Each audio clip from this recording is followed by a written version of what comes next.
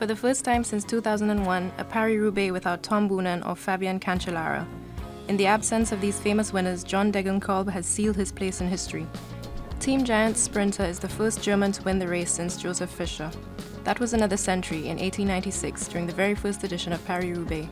119 years later, John DEGENKOLB wins the sprint ahead of Zdeněk Štuba and Greg Van Avermaet.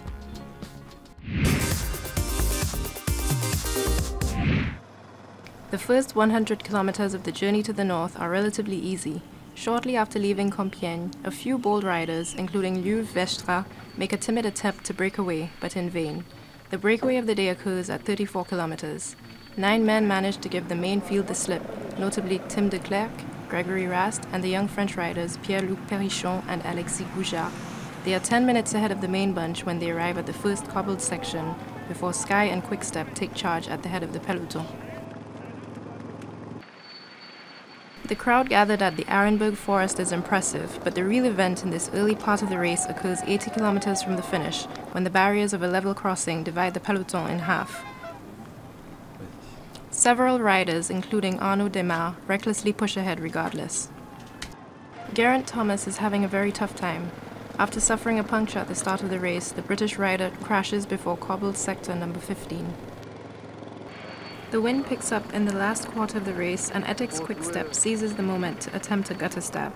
The acceleration pins Alexander Kristoff and Greg Van Avermaet for a few kilometers. The pressure from Niki Terpstra's teammates gets the better of the riders in the breakaway group, who give up one after the other. 35 kilometers from Roubaix, the gap is now just 1 minute. Bradley Wiggins seizes the chance to pull away from the peloton. The British rider will end his road career with a 30-kilometer time trial, but the other favourites quickly catch up.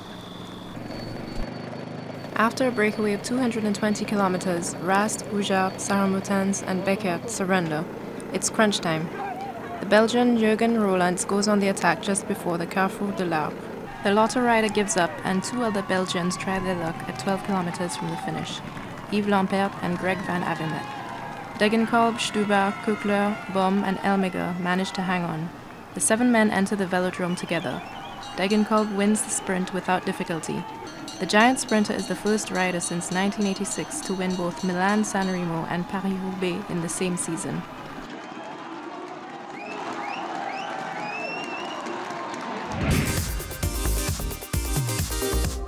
I had to work very hard for it, and my team was the whole day there to hold the situation under control till I could start, and we knew that it's going to be hard. That a big group goes to the finish, and I was